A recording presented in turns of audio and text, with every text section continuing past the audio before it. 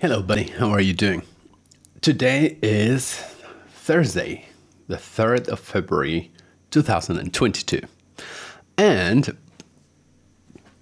today was one of those days, like I was talking about yesterday, where it was just a simple day, but it was just a beautiful day.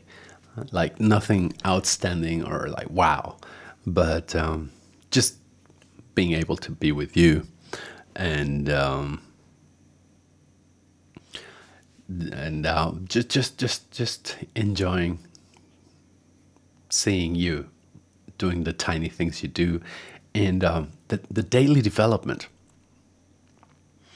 You develop every day so much. Like sometimes it's noticeable that from week to week you change, but lately you wake up you wake up a different kid all the time, every day. Today, it's been great to seeing your eyes, your facial expressions are just amazing because it's like 100 different thoughts are running through your mind, one after the other one, and I can see it because you're like, and just like all these different expressions, like boom, boom, boom, one right after the other one, and you don't even have time to express much. You're just like, just like I can see your mind is like it's working, and you're putting the dots together, and I don't know what you're thinking, obviously, but I can tell that your mind is developing really fast. You are very friendly lately. Everywhere you go, you're just like waving hello or goodbye. Today you woke up at 4 in the morning, and luckily for me, not luckily for your mummy, she took you out into the living room. So I slept a bit more. Then I woke up, I meditated, and I took you out, and I told mommy, I forced mommy because, she always tells me that I don't help enough. She always complains about it. But when I offer, she always denies. The problem is that once she denies 3 or 4 times, I forget about offering again because it's kind of pointless. For me, it's pointless because if I'm offering help, right, exactly how I was told that she wants to be helped, and then I just get the no, no, no, no, no. Then after a while, I just stop offering. And it may be selfish from my side, but I'm just a very practical person, like most men probably are. Just like, you want help, ask for it, right? As a man, it's kind of like a given. You just ask, right? Unless you have a really big ego or a huge insecurity and you want to show something. Well, those cars are really speeding up. So if we want something, we ask for it, and I don't feel shy about it. Maybe I'm just my skin is too thick, and or I'm just too accustomed to ask for help if I need it. But I don't feel embarrassed about it. I don't feel anything wrong about asking for help. But your mommy does have a kind of a bit of pride, not a bit, a lot. So for her to ask anything is a big thing. If for any reason I cannot deliver, then it's a huge problem because, it's not that I couldn't, but it's that she almost, the way I see her is like she feels like she went down on her knees and begged for help when all she said was like, can you help me? Or like I have said in other videos, she just somehow throws out there some words that put together could probably, possibly, maybe, but remotely be understood as asking for help. So if I don't understand, if I don't put those things together, into a call for help, then she feels like undignified in a way. Well, for me, it's like, just, oh, can you do this? Can you do that? Can you do that? I guess because, from the era I come, like, I just asked mom everything, and mom always said yes. And she was not like, like, why are you asking me for help? So for me, it's just asking for help is normal. But I can tell other people, like my brother has a problem asking for help. He's not the kind of person that will ask for help, and he will always be like trying to do his own thing. But, me, maybe I'm just overly pampered, or maybe I'm just selfish, but I just forget. Anyway, today I was like, I made a point, like, you always tell me that you want to go to, like you would like me to take our son to outside so you can rest, you can sleep.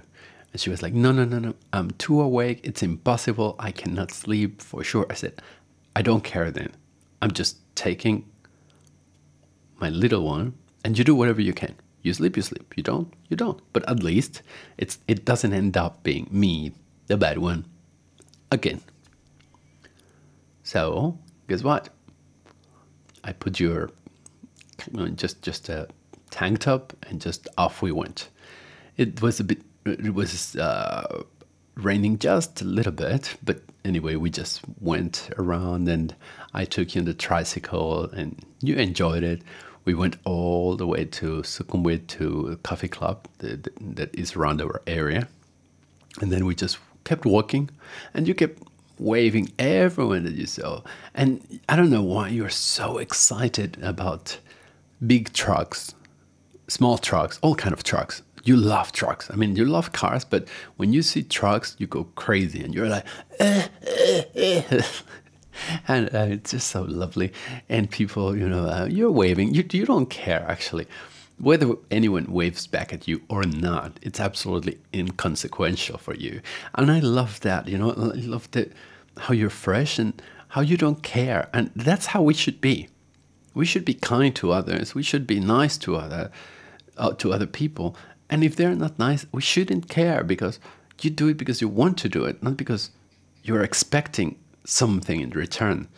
Which I learned that lesson like 10 years ago, when I used to open door for people, right? Open the door to let them first or something. And if they didn't say yes, I would be upset. And other similar things. Until I was like, wait, why am I upset? They didn't ask me to help them, so they have no reason to say thank you. I chose to do something for them because that is the person I am. So if I'm expecting something in return, if I'm expecting appreciation or acknowledgement, then my reason is not pure. The reason I'm doing things is not pure. It's polluted by wanting recognition, by wanting appreciation, by wanting attention, right? And none of these things are nice to be asking for people, even if it's in a nice way.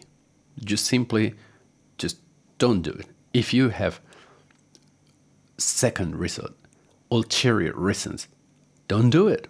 Just do it the way you do it, because you want to wave people hello or goodbye. Whether they do something or not back to you, you don't care. And that's beautiful. So we went there, and we ended up in coffee club. I drank my coffee while you were playing with everything around. And I love that kind of moments. Makes me really happy to be just with you, the two of us. It's something I really, really enjoy. Just beautiful. Then we went back to mommy, and guess what? She slept from the first instant that her head touched the pillow. So all this, oh no, I'm already awake. Impossible for me to sleep. It's like, bullshit. So luckily, she was able to sleep. That makes me really happy, because I love her, right? I want her to be okay. I want her to get her energy back. I want her to become like full of like strength and vitality. And if all it takes is for me to take you out and have time together, the two of us, then there's no sacrifice for me. It's just like a holiday for me. So I'll do it more often, as long as mommy allows me, because unfortunately, well, once you're in a household, the man is never the boss. That's it.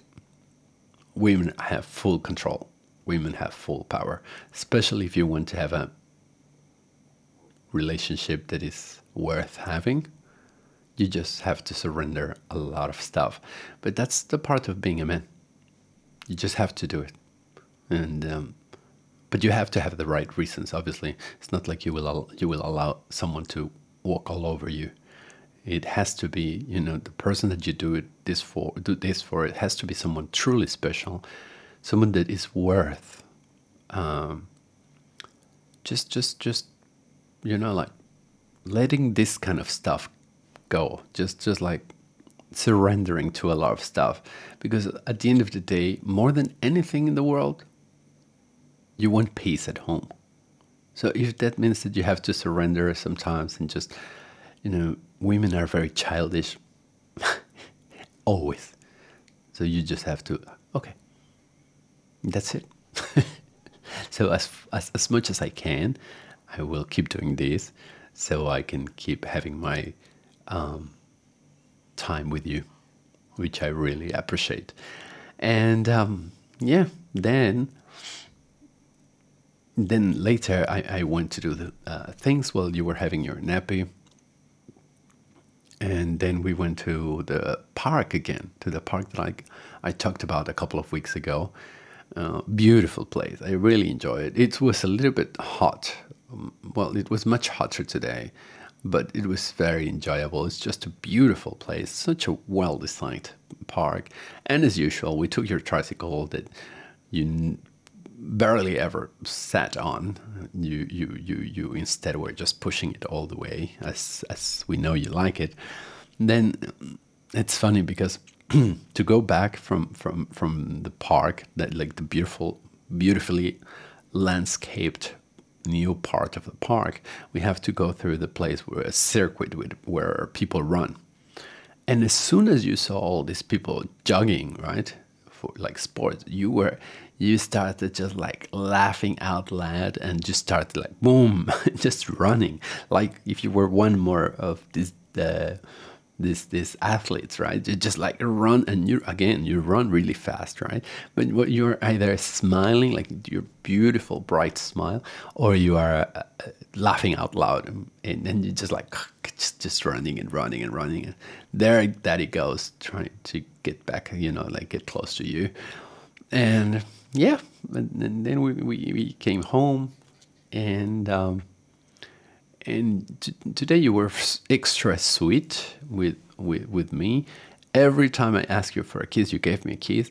And even the times I asked you to kiss mommy, you did kiss mommy. So you were super tender, and you took like 3 minutes to go to sleep. You just, when you're ready, you're ready.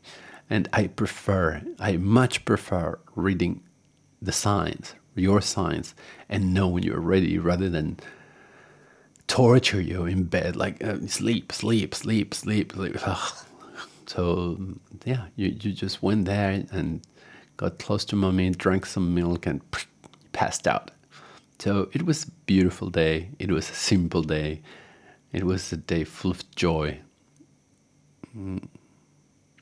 Yeah, I love it. And we'll see. Maybe if everything goes well, tomorrow we will go to the beach, probably for a couple of days.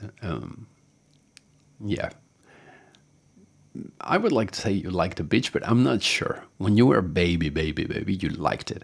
Actually, your first time at the beach, the first time I actually took you into the sea, you were 3 months old. And everyone's like, he's too young. No, he's fine.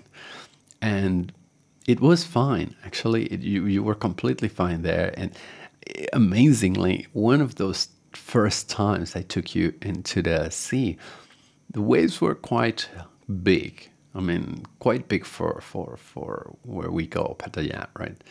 We don't go to Pattaya. We go actually around Bangsari, and you know what happened?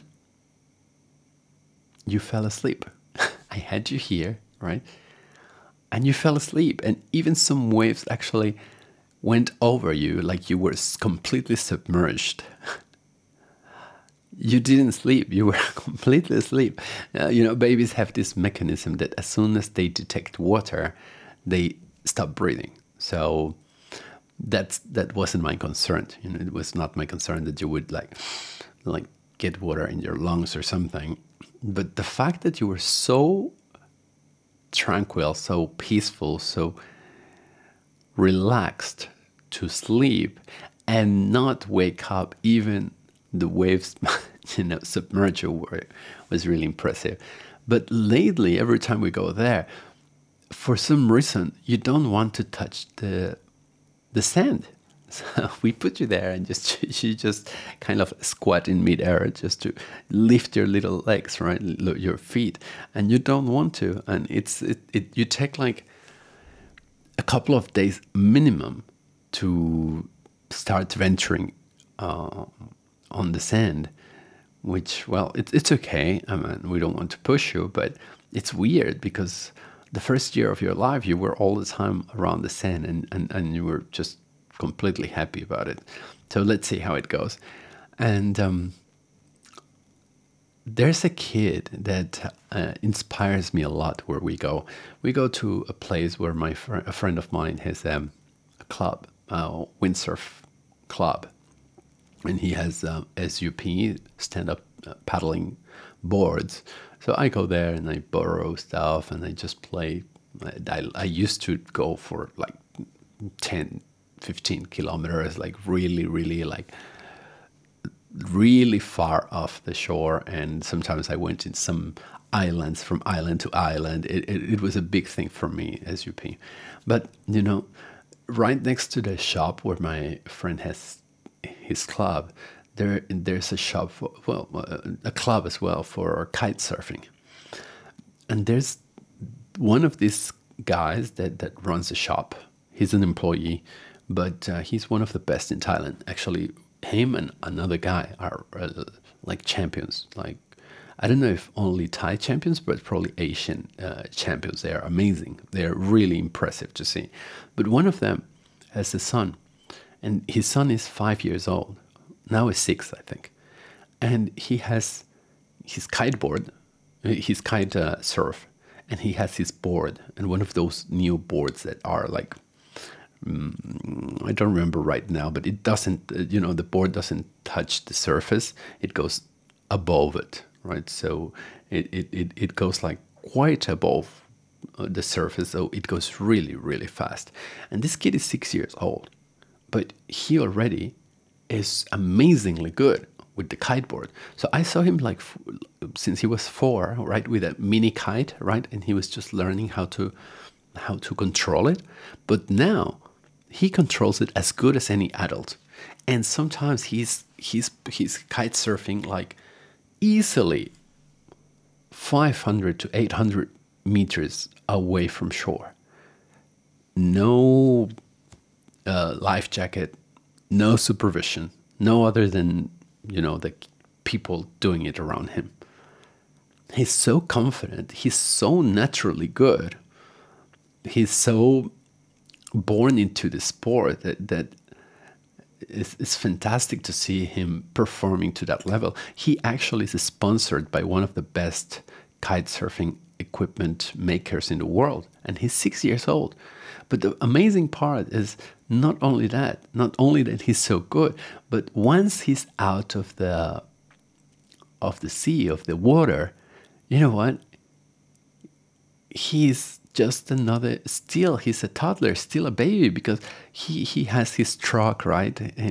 And he just pulls his truck, and he doesn't even mind it. His truck is like upside down or sideways, and the tires are not like, you know, it's not the tires that are you know, like going on the surface of where he's running.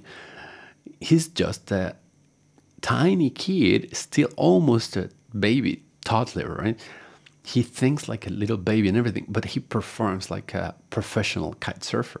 So this is the kind of things that interest me for you.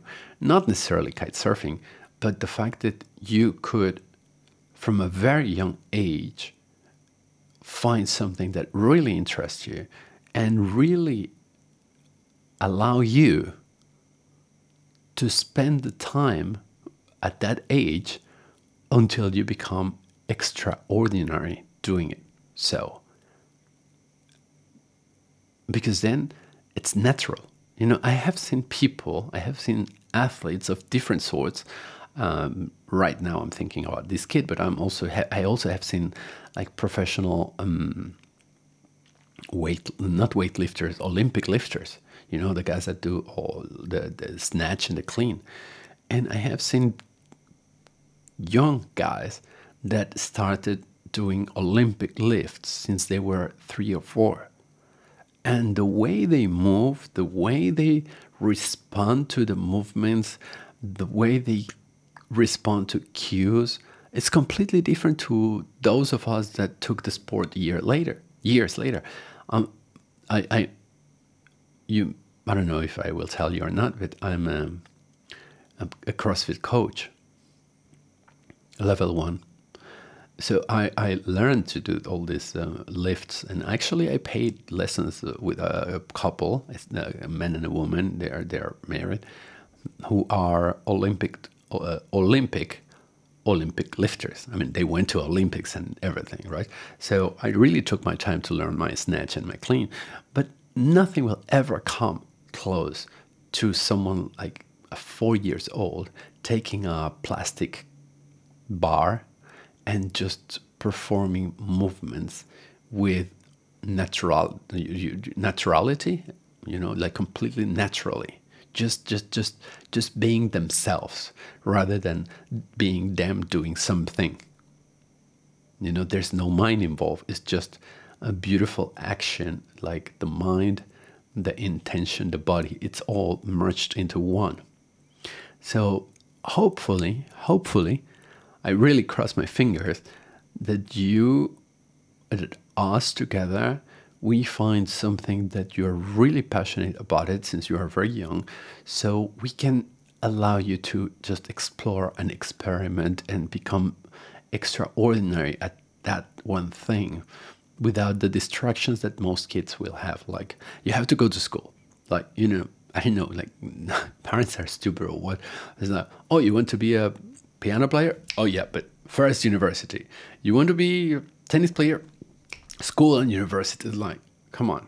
I mean, if he's that good and he's that young, he can finish university when he retires from professional tennis after he made a lot of money and has had a lot of success, right? So since you are not going to have that kind of problem, because that is not going to be like pushing you to go to school and spend hours and hours and hours memorizing basically stupidity, right? And just getting stressed and having to pass exams, right? But rather a completely different idea of education that you will not have to spend hours just sitting, memorizing and taking tests, but rather learning, right? And developing a love to learn and the love to research and the love to find your own answers, right? Then you're going to be able to really excel at whatever it is that you do. Now, if we don't find it, it's also good. It doesn't matter. I mean, this is not an obligation, right? It's just an amazing opportunity for you to be yourself doing what you love before the mind enters fully into your life, and self-doubt and self-criticism and expectations that are unreal start clouding your human experience. So that's it. So hopefully, I mean, right now you see the kites and you're like, but it would be very difficult for you to understand that this kid is 6 years old and he's doing these amazing things. But anyway, this idea of, like taking you to the beach or taking you to different places, to the gym, right? It's for you to get exposure. Oh, the ukulele, the piano that I'm going to bring very soon. This is exactly that, just exposure. I want you to be exposed to everything. I have seen, like my brother exposing way too little to his son to things. I don't want your exposure to life be determined by my fears, by my own limitation, by my own dislikes or likes. I want you to have a look at everything, sample whatever you want, and to be honest, even push you. I have to push you to have more experiences, not to push you to do something you don't like, but I saw my bro always asking a 2-year-old, 3-year-old, 4-year-old, 5-year-old, 6 years old if he wanted to do this or that when he has never done it and he hasn't seen it and he hasn't experienced it. So how can any of his answers be relevant or meaningful if this is just a kid that is responding to the very human nature of saying no to everything, especially since dad is the same, right? Dad is like not very open to adventure. Then son is not going to be open to adventure. And if you ask him, he will just say no because inertia, just because it feels good, it feels safe, right? And I always say no, it's very safe. It's a hell of a waste of life, if you ask me, but it's safe to some extent until it's not. So yeah, that is going to expose you to everything, even to stuff that he may not like at all, like soccer or some of those activities that definitely I would prefer you not to like. I would definitely enjoy you to be more sophisticated than a soccer player, for sure. But anyway, this is your life, and if that's your call or if that's what you like to do, then that is going to be cheering you, even it goes against everything I believe. Anyway, kiddo, so hopefully tomorrow we're going to be on our way, and I don't know if I'm going to be able to record or how I'm going to do it, but I'll find a way, and if not, I'll keep a detailed notes of what happens during this day. So when I come back, I make a long video saying telling you everything that happened during our trip. And that's about it, little one. That's all. I love you with all my heart. Keep being amazing. Keep being so tender. Keep giving daddy a lot of kisses and hugs. When you were just about to sleep, mommy decided it was a good idea to change the nappy, right? And you just stayed there. You don't stay usually, right? So that's why I'm saying it's special. You're just stay there, lying down. Well, I'm just hugging you and giving you kisses here, and you just smile. You're just smiling, receiving kisses. Very unusual because you don't like to be hugged, you don't like to be kissed, you don't like to be anything. So I don't push it. But in those rare moments that you're actually like a sponge, sucking love, man, priceless. I love you. Have a beautiful, beautiful day, my son. I love you.